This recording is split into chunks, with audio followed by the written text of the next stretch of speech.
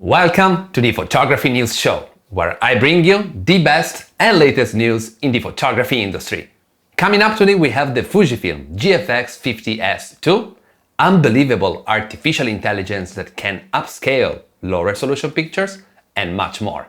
So, let's begin!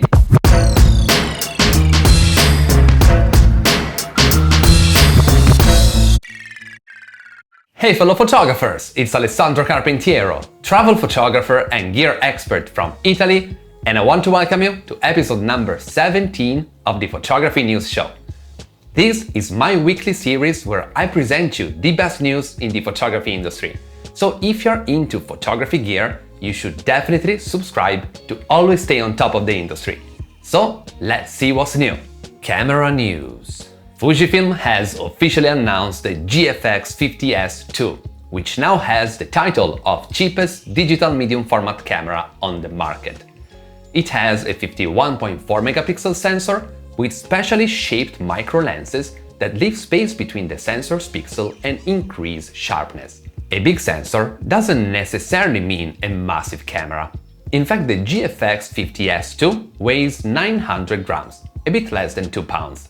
So that you can use it also outside the studio, for example for landscape photography or outdoor portraits.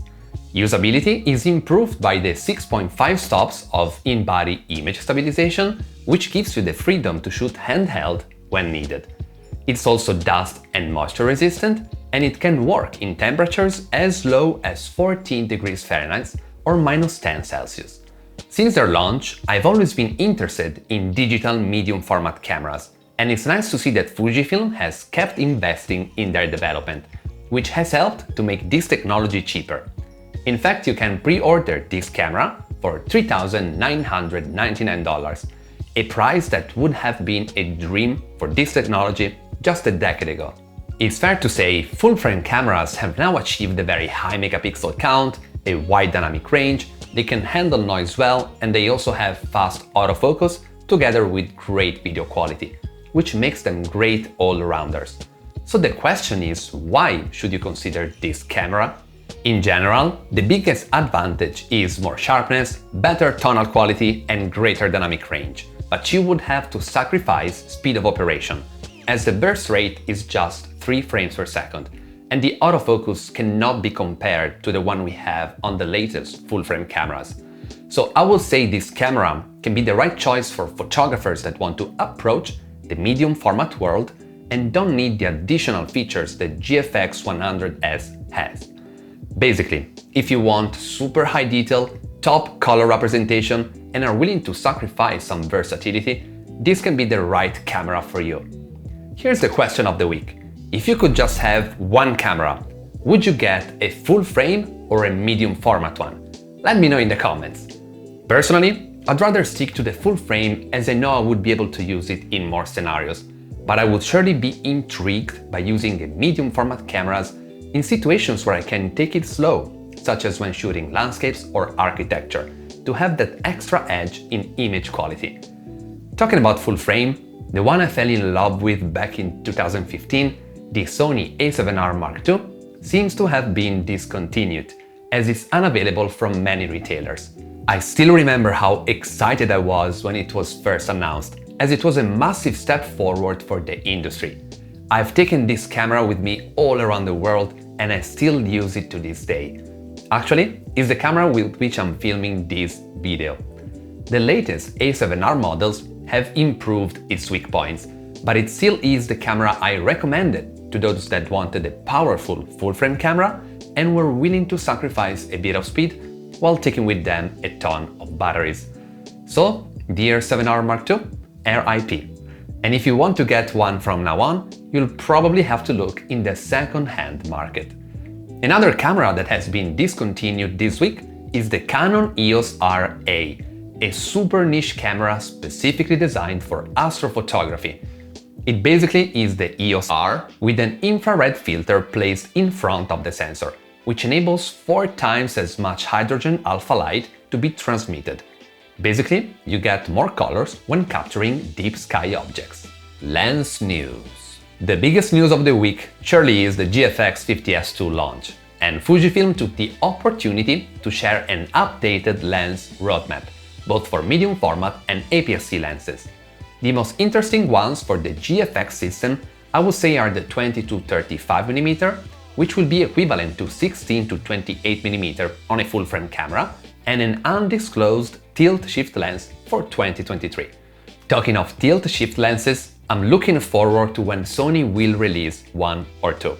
There's no roadmap about it, but when talking to my contacts in Sony some time ago, they made me understand such lenses are coming in the future. App news. If you have ever watched CSI, you might remember its zoom-enhanced technology, thanks to which agents were able to zoom in into photos at a crazy level. That was pretty ridiculous, but it looks like we're getting close to achieving something similar.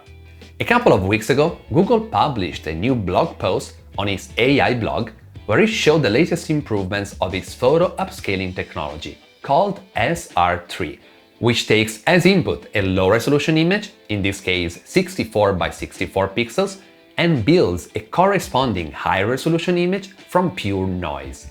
The results are pretty mind-blowing, and I guess we won't have to wait long to really be able to zoom into a suspect's iris reflection. Pictures of the week. In this segment, I feature the most interesting pictures I've seen on the web. This week we have the winners of the Bird Photographer of the Year 2021. This is the winning shot that captured the Roadrunner in front of the US border wall. Roadrunners can technically fly, but it surely is a powerful image. While these are some of the images I like the most, where you can see birds in a variety of scenarios. This is a genre that has always fascinated me, as it requires a lot of patience, some luck, as well as a massive lens. Talking of which, I've just received the Tamron 150-500mm, so stay tuned for its review in the next few weeks. Weird news. The imaging world can be at times weird.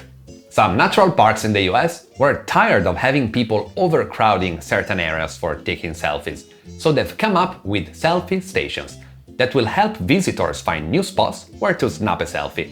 That's an interesting initiative to help promote less known areas of parks.